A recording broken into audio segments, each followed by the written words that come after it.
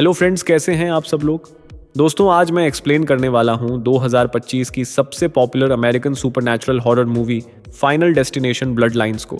ये film final destination series की छठी movie है और पहली 5 मूवीज को आपस में कनेक्ट करती है। इसमें पता चलता है कि मौत कैसे काम करती है और प्रीमोनिशंस क्यों आते हैं। अगर आपने पिछली मूवीज नहीं देखी तब भी ये मूवी अकेले समझ आ जाती है।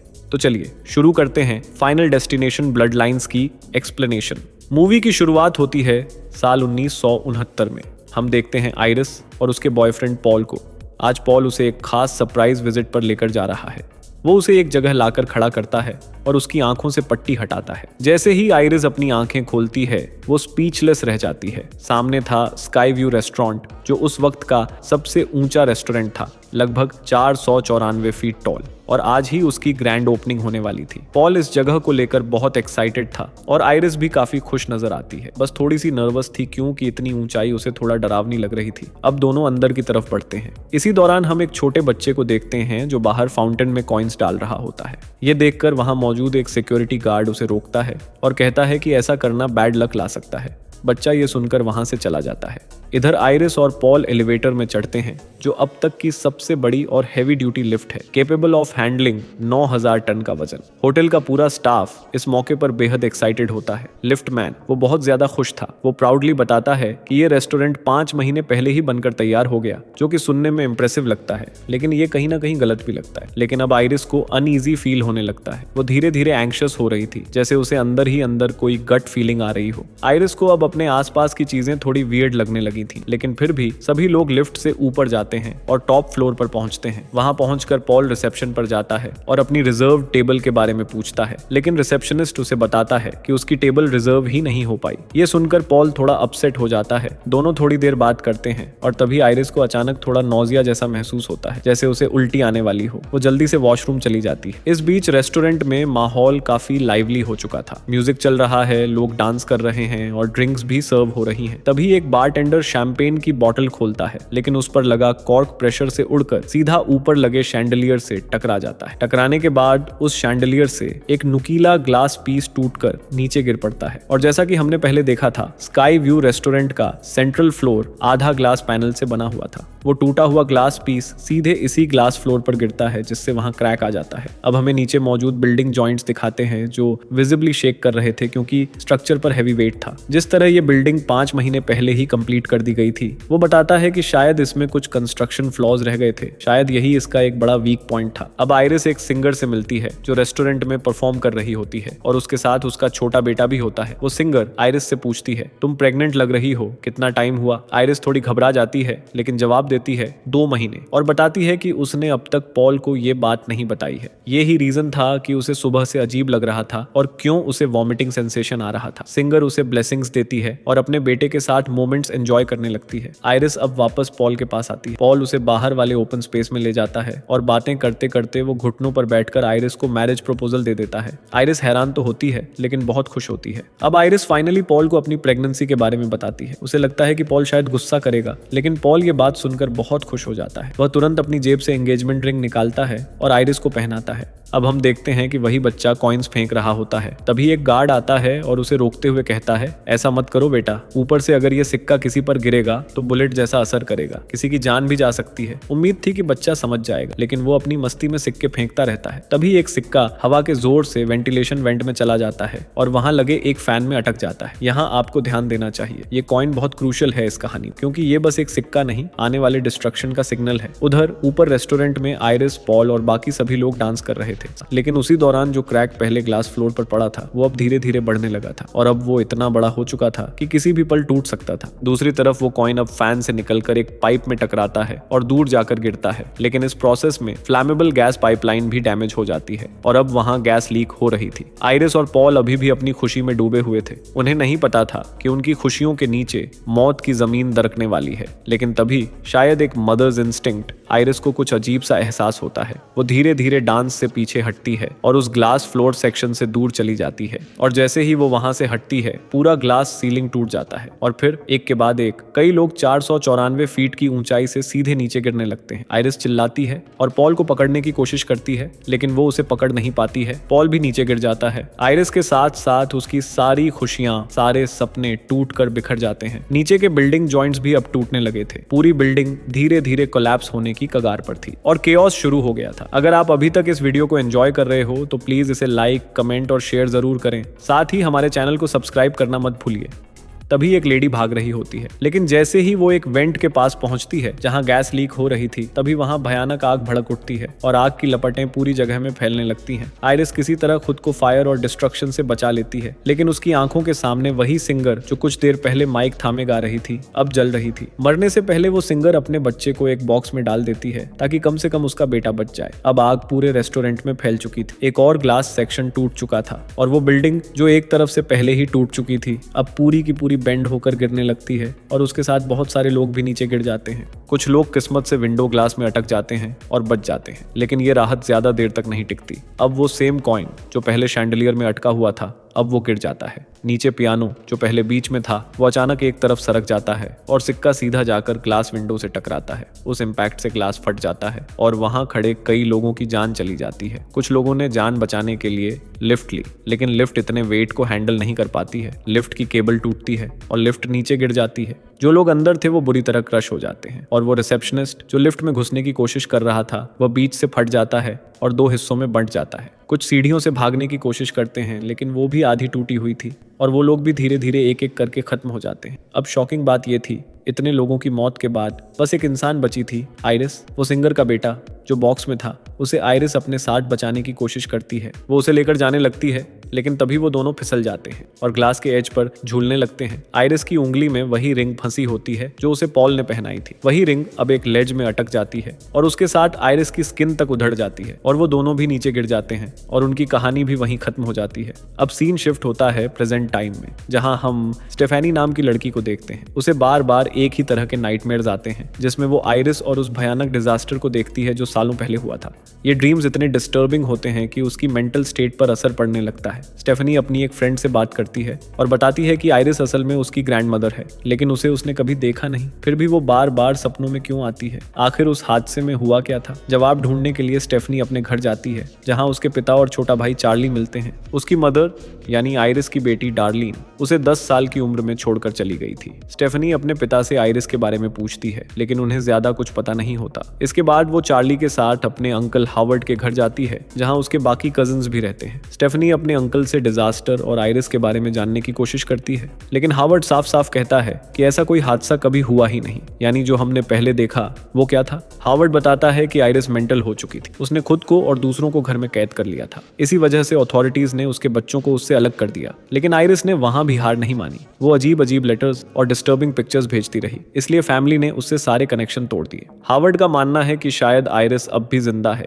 लेकिन वो स्टेफनी को सलाह देता है कि आइरिस से दूर रहे और उस बारे में दोबारा बात ना करे। लेकिन स्टेफनी के पास सवाल बहुत हैं और वो मानती नहीं। वह पुराने लेटर्स में दिए गए एक एड्रेस के जरिए आइरिस से मिलने निकल जाती है। अब हम देखते हैं आइरिस को, जो अब शहर से दूर एक आइसोलेटेड बंकर जैसी जगह पर रहती है। हर एंट्री पॉइंट पर कैमरास लगे हैं और वो रेगुलरली सर्वेलेंस करती है। स्टेफनी खुद को इंट्रोड्यूस करती है, लेकिन आइरिस उसे अंदर आने से पहले कहती है कि वह अपना फोन और कीज बाहर ही छोड़ दे। इसका एक ही रीजन है और वो रीजन है फाइनल डेस्टिनेशन की अनप्रिडिक्टेबल और डेडली चेन डेथ्स, क्योंकि आइरिस जानती है ये मौतें कभी भी, कहीं भी और किसी भी वजह से हो सकती हैं। यहीं पर आइरिस एक बड़ा रिवील करती है। वो बताती है कि जो डरावने सपने स्टेफेनी को आ रहे हैं वो कोई हेलुसिनेशन नहीं है, बल्कि वो असल में उस दिन का प्रीमोनिशन था जब डिजास्टर होने वाला था। मतलब जो हमें फिल्म की शुरुआत में दिखाया गया वो एक्चुअली हुआ नहीं था, बल्कि आइरिस ने उस हादसे को पहले ही देख लिया था और फिर उसने सभी को बचा लिया। लेकिन ये बात डेथ को बिल्कुल भी पसंद नहीं आई। यहाँ पर जो मिस्टीरियस एंटिटी काम कर रही है वो कोई और नहीं, खुद डेथ है,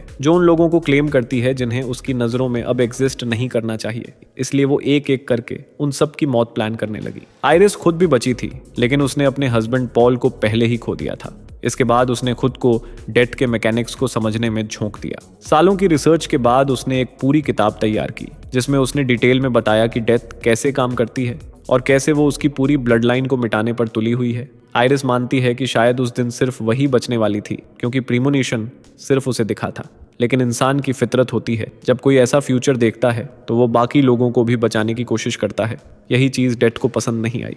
आइरिस ने सबको बचाया और इसी वजह से अब उसकी पूरी ब्लड लाइन डेथ के रेडर पर आ गई। स्टेफनी ये सब सुनकर बुरी तरह से डिस्टर्ब हो जाती है और वहां से निकलने लगती है। आइरिस उसे रोकना चाहती है, उसे वो किताब भी देना चाहती है जिससे वो बाकी फैमिली मेंबर्स को बचा सके, लेकिन स्टेफनी उस वक्त कुछ भी सुनने की हालत में नहीं थी और वो बाहर निकल जाती है। आइरिस जानती थी कि बाहर जाना मतलब सीधा मौत को इनवाइट करना है, लेकिन स्टेफनी को ये प्रूव करने के लिए कि वो मजाक नहीं कर रही, आइरिस खुद बाहर जाती है और जैसा उसने सोचा था बिल्कुल वैसा ही होता है। आइरिस की वहीं पर डेथ हो जाती है। अगले सीन में हम आइरिस का फ्यूनरल देखते हैं और यहीं पर एक और इम्पोर्टेंट मोमेंट होता है। स्टेफनी की माँ डार्लिन वापस लौट आती है, लेकिन स्टेफनी उसे देखकर बिल्कुल भी खुश नहीं होती। वो बचपन में उसे छोड़कर चली गई थी और स्टेफनी ने उसे आज तक फॉरगिव नहीं किया। अगले दिन स्टेफनी अपने घर पर थी और बाकी सब लोग हार्वर्ड के घर पर चल रही एक पार्टी में गए हुए थे। वहीं डार्लिन भी आती है। सब लोग उसे वापस अपने परिवार में शामिल होने के लिए कहते हैं, लेकिन वो साफ मना कर देती है। इधर स्टेफनी को आइरिस की बातें याद आने लगती हैं और वो और भी अलर्ट हो जाती है। फिर वो उस बुक को उठाकर देखती है जो आइरिस ने अपनी पूरी लाइफ रिसर्च करके बनाई थी। उसी किताब में वो बच्चों वाला सिक्का भी रखा था, वो सेम कॉइन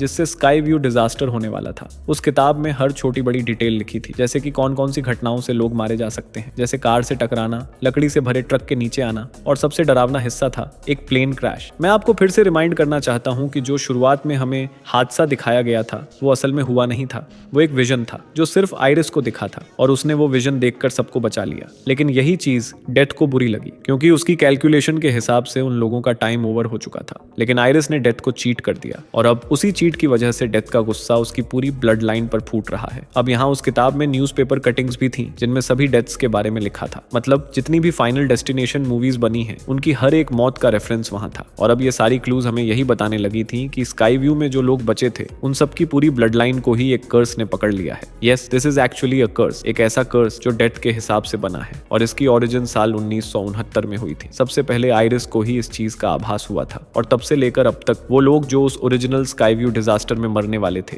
लेकिन बच गए, उनकी नस्लें तक अब इस कर्स की चपेट में है। अब डेथ ने पूरी ब्लड लाइन को कर्स कर दिया है। मतलब ये कि जो लोग पहले फाइनल डेस्टिनेशन की फिल्मों में मरे थे वो सब इसी कर्स की वजह से मर रहे थे और यही वजह है कि इन सारी मौतों की कहानी इतनी कनेक्टेड लगती है।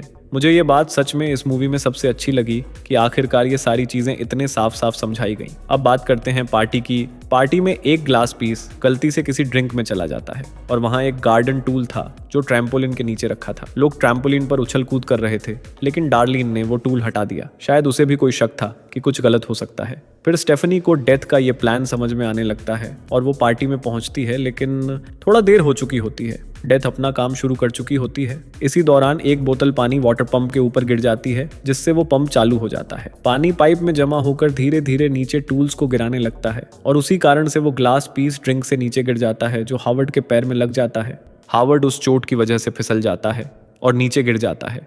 फिर वो गार्डन टूल्स जो पानी के प्रेशर से गिर रहे थे वे ग्रास कटर को चालू कर देते हैं और यह ग्रास कटर सीधे हार्वर्ड के मुंह पर चल जाता है जिससे उसकी मौत हो जाती है। हार्वर्ड का फ्यूनरल होता है। उसके बाद स्टेफनी वो किताब पूरी पढ़ती है और किताब में उसे एक नाम मिलता है, जेडबी, जो फाइनल डेस्टिनेशन के फैंस जानते हैं कि जेडबी कौन है। अगर आपको नहीं पता तो चिंता मत करिए, मैं आगे बताता हूँ। फिर स्टेफनी अपना फैमिली ट्री बनाती है जिसमें आइरिस, पॉल, उनके बच्चे हार्वर्ड, डार्लिन और उनके बच्चे स्टेफनी और चार्ली भी शामिल हैं। फिर वो सबको समझाती है कि असल में उस दिन स्काई व्यू के अंदर सबको खत्म होना था लेकिन आइरिस ने सबको बचा लिया था, जिस वजह से डेथ का काम अधूरा रह गया था और अब डेथ वापस आई है अपने विक्टिम्स को क्लेम करने के लिए। सबसे बड़ी बात ये कि जो लोग बचने वाले नहीं थे उन्होंने अपना परिवार बना लिया और इसलिए ये फैमिली ट्री कभी बनना ही नहीं चाहिए था। इसलिए डेथ उन सबको भी क्लेम कर रही है। यानी धीरे धीरे 1969 से ही डेथ ने आइरिस की ब्लड लाइन को खत्म करना शुरू किया था। यह प्रोसेस एक फिक्स्ड ऑर्डर में चलता है। सबसे पहले सबसे बड़े हार्वर्ड की मौत हुई, अब बारी है उसके बेटे एरिक, फिर जूलिया, बॉबी, फिर डार्लिन, उसके बाद बेटी स्टेफनी और बेटे चार्ली की। लेकिन किसी को इस बात पर यकीन नहीं था। सब स्टेफनी को और आइरिस को पागल समझते थे, जिससे स्टेफनी बहुत परेशान हो जाती। उसे समझ आता है कि आइरिस को भी ऐसा ही महसूस हुआ होगा। फिर उसी रात हम एरिक को देखते हैं जो अपने टैटू पार्लर में अब टैटू बनवा रहा था। तभी वहां एक केमिकल बॉटल गिरती है, साथ ही फैन के पास लगी चेन टूटकर उसकी नोज पियर्सिंग में फंस जाती है। वह चेन हटाने की कोशिश करता है लेकिन केमिकल में आग लग चुकी थी जो पूरे पार्लर में फैल जाती है। अगली सुबह स्टेफनी अपने भाई चार्ली को जगाती है और बताती है कि उन्हें एरिक को बचाना होगा। वे एरिक के घर पहुंचते हैं जो कि वास्तव में सेफ था क्योंकि पिछले दिन के हादसे से वह बच चुका था। स्टेफनी उसे अलर्ट रहने की सलाह देती है, लेकिन वह उसकी बात नहीं मानता। जूलिया भी वहां आती है, जो स्टेफनी की बात नहीं सुन रही होती। सबका मानना था कि ये सब सिर्फ एक्सीडेंट्स हैं। स्टेफनी का फोकस एरिक पर था। उसी वक्त जूलिया सड़क किनारे खड़ी थी कि एक बॉल लगने से वह ट्रैश बिन में गिर जाती है। ट्रैश ट्रक उसे अंदर डाल देता है और जूलिया बिन के अंदर फंसकर मर जाती है। अगले सीन में पूरा परिवार बहुत परेशान था। स्टेफनी बताती है कि डेथ बहुत चालाक है। उसने अपनी ओरिजिनल योजना बदल दी है क्योंकि उसके खिलाफ एक चेतावनी थी। डेथ ने अपना ऑर्डर बदल दिया है, इसलिए अब कोई भी कभी भी मर सकता है। लेकिन एरिक की माँ कहती है कि ऑर्डर अब भी वही है, कोई बदलाव नहीं हुआ। एरिक, जो हावर्ड का बेटा नहीं था, इसलिए वो इस ब्लड लाइन में शामिल नहीं था। दरअसल हावर्ड का कहीं अफेयर था जिससे एरिक पैदा हुआ, इसलिए डेथ ने उसे नहीं टारगेट किया और वो बच गया। वहीं जूलिया, जो हावर्ड की पहली संतान थी, उसकी मौत हो चुकी थी। एरिक इस बात से दुखी था। स्टेफनी कहती है कि अब उन्हें बॉबी को बचाना होगा। वह बताती है कि किताब में डेथ से बचने के लिए एक तरह का मैथ जैसा फॉर्मूला दिया गया है, साथ ही उन्हें जेबी को ढूंढना होगा। डार्लिन बताती है कि उसे आइरिस के एक लेटर से पता चला था कि जेबी असल में एक हॉस्पिटल में काम करता है। सभी वहां जाने का प्लान बनाते हैं। बॉबी भी सुरक्षित रहने के लिए उनके साथ जाता है और एरिक भी ज्वाइन करता है। रास्ते में स्टेफनी डार्लिन से बात करती है। डार्लिन बताती है कि बचपन से उसने आइरिस को डेथ से डरते देखा था। वह खुद भी स्टेफनी और चार्ली की मौत के बारे में सोचने लगी थी, लेकिन ऐसा करने से उसने उनके बचपन को भी खराब कर दिया होता, इसलिए वह उन्हें छोड़कर चली गई थी। फिर वे लोग हॉस्पिटल पहुंचते हैं और जेबी से मिलते हैं, जिसे हमने प्रीवियस मूवीज में भी देखा था। कुछ लोगों का मानना था कि वह डेथ को रोकने वाला एक एंजल है, लेकिन यहाँ रिवील होता है कि जब उस सिंगर का बेटा है जो उस दिन स्काई व्यू में बच गया था। जेबी बताता है कि उसने आइरिस को ढूंढा, उनसे मिला, दोनों ने रिसर्च की और बाद में दोनों को कैंसर हो गया। वह आगे कहता है कि डेथ से बचने के दो ही तरीके हैं, या तो किसी और को मार दो ताकि उसकी लाइफ उस पर्सन को मिल जाए, या फिर खुद अपनी लाइफ खत्म कर लो। एक लड़की ने खुद को खत्म कर लिया था, लेकिन बाद में मेडिकल केयर से जिंदा हो गई थी, जिससे वह डेथ की टारगेट लिस्ट से बाहर हो गई। मतलब डेथ ने उसे क्लेम किया था, लेकिन साइकिल टूट गई, इसलिए वह बच गई। जेबी आगे बताता है कि अब उसे भी कैंसर है, इसलिए वह अपना आखिरी समय आराम से बिताना चाहता है और वहां से चला जाता है। स्टेफेनी अब सोच में पड़ जाती है कि आगे क्या करना चाहिए। वहीं एरिक बॉबी को अपने साथ ले जाता है और कहता है कि उसे पीनट से एलर्जी है। अगर बॉबी पीनट खाएगा तो वह बीमार हो जाएगा और ख़त्म हो जाएगा, लेकिन वे उसे आखिरी मिनट पर बचा लेंगे, यानी कि साइकिल टूट जाएगी। फिर वे लोग पीनट बिस्किट्स लेते हैं, लेकिन बिस्किट्स मशीन में फंस जाते हैं। एरिक गुस्से में मशीन को मारता है और वहीं उसका हाथ लगते ही मशीन का ग्लास टूट जाता है। एरिक मशीन को टिल्ट करके बिस्किट्स निकालता है, जिससे उसमें से एक स्प्रिंग बाहर आ जाती है। अब दोनों एमआरआई रूम में जाते हैं, जहां मशीन चालू होती है और मैग्नेटिक फील्ड इतनी तेज हो जाती है कि एरिक की बॉडी की पियर्सिंग उसमें खींचने लगती है। एमआरआई के पास एक चेयर भी आती है जो मशीन के अंदर घुसती है और एरिक क्रश होकर मर जाता है। फिर बॉबी अभी जिंदा था, लेकिन जब नर्स दरवाजा खोलती है तो वही स्प्रिंग टूटकर मशीन पर गिरती है और रास्ते में खड़े बॉबी के सर को चीर देती है, जिससे उसकी भी मौत हो जाती है। यानी डेथ ने और लोगों को भी क्लेम कर लिया। स्टेफनी बहुत परेशान हो गई क्योंकि डेथ को ट्रिक करने पर हालत और खराब हो रही थी। वह डार्लिन और चार्ली से बात करती है। डार्लिन कहती है कि वह आइरिस के कैबिन में रहेगी, जहां आइरिस कई डिकेड्स तक सेफ था। वह वहां रहना चाहेगी। डार्लिन और चार्ली उसके साथ जाने को तैयार हो जाते हैं। उनके जाने के बाद हम उस कॉइन को देखते हैं जो वहीं गिरा था, जिसे एक लेडी उठा लेती है। मैं आपको एक बार फिर याद दिलाना चाहता हूँ कि जो लोग भी खत्म हो रहे थे, असल में उन्हें 1969 में स्काई व्यू पर ही मर जाना था, लेकिन वे बच गए थे। उन्होंने ने अपनी फैमिली शुरू कर दी है और अब वो धीरे धीरे सबको क्लेम कर रही थी। जब तक ये सारे लोग खत्म नहीं हो जाते, डेथ रुकने वाली नहीं थी। वैसे अब कैबिन लॉक्ड था, लेकिन स्टेफनी मेन एंट्रेंस तोड़कर अंदर जाती है। अंदर जाते ही लाइट के केबल डिस्टर्ब हो जाते हैं और स्पार्किंग शुरू हो जाती है। उसका सीट बेल्ट फंस जाता है। वो डार्लिन से कहती है कि वो अंदर जाए ताकि खुद भी सेफ रहे, लेकिन अंदर एक पिन टूटकर गिरती है जो सिलेंडर ऑन कर देता है और स्पार्क्स की वजह से ब्लास्ट हो जाता है। ब्लास्ट के इम्पैक्ट से ट्रक पानी में गिर जाता है, जिसमें स्टेफनी डूबने लगती है। इसी बीच डार्लिन पर एक पिलर गिरता है और वह मर जाती है। चार्ली स्टेफनी को बचाने जाता है जो बेहोश हो चुकी थी। वो उसे होश में लाता है और कहता है कि वो पहले खत्म हो चुकी थी, यानी साइकिल टूट चुकी है। लेकिन दोनों अपनी माँ डार्लिन के लिए बहुत दुखी थे। अगले सीन में चार्ली अपने डैड के घर जाता है, जहाँ स्टेफनी भी गई थी। जो आइरिस के कैबिन के अंदर गए थे वो डार्लिन की आरवी में थे। चार्ली ने स्टेफनी का सीट बेल्ट हटाकर उसे बचा लिया था और सीपीआर दी थी, यानी उसने भी डेथ को चीट कर लिया था। इसी बीच पास में वही लेडी कुछ सामान उठाती है, जिसमें वह कॉइन छूटकर रेलवे ट्रैक में फंस जाता है। ये काफी अलार्मिंग बात है, यानी कि सिचुएशन अभी भी पूरी तरह से सुधरी नहीं है। मैंने आपको शुरुआत से ही बताया था कि जो कुछ भी इस कहानी में हुआ उसकी शुरुआत उस सिक्के से हुई थी, और अब ऐसा लग रहा है कि जो कुछ भी खत्म होगा वो इसी सिक्के से ही होगा। यहाँ पर स्टेफनी और चार्ली को एक डॉक्टर मिलते हैं जो बताते हैं कि स्टेफनी बस बेहोश हुई थी, मर नहीं गई थी। ये सुनकर दोनों काफी परेशान हो जाते हैं क्योंकि साइकिल अब भी जारी थी। मतलब डेथ का साइकिल अभी भी टूटना बाकी था। साइकिल का मतलब था मौत तब मानी जाती है जब दिल की धड़कन रुक जाए, सांस थम जाए और फिर शरीर को सही तरीके से रीजनरेट कर दिया जाए। लेकिन इस बार उन्होंने डेथ को चीट किया था, जिससे वो और भी परेशान हो जाते हैं क्योंकि डेथ अब उनके करीब थी। इतनी देर में ही ट्रेन, जो कि उस सिक्के की वजह से ट्रैक से फिसल गई थी, सीधे सड़क पर आ गिरती है। स्टेफनी और चार्ली तेजी से भागते हैं, सोचते हैं कि शायद बच गए। लेकिन तभी ट्रेन के ऊपर से बड़ी बड़ी लकड़ी के लट्ठे गिरते हैं जो एक एक करके दोनों को क्रश कर देते हैं। यह मौत बहुत ही ब्रूटल थी।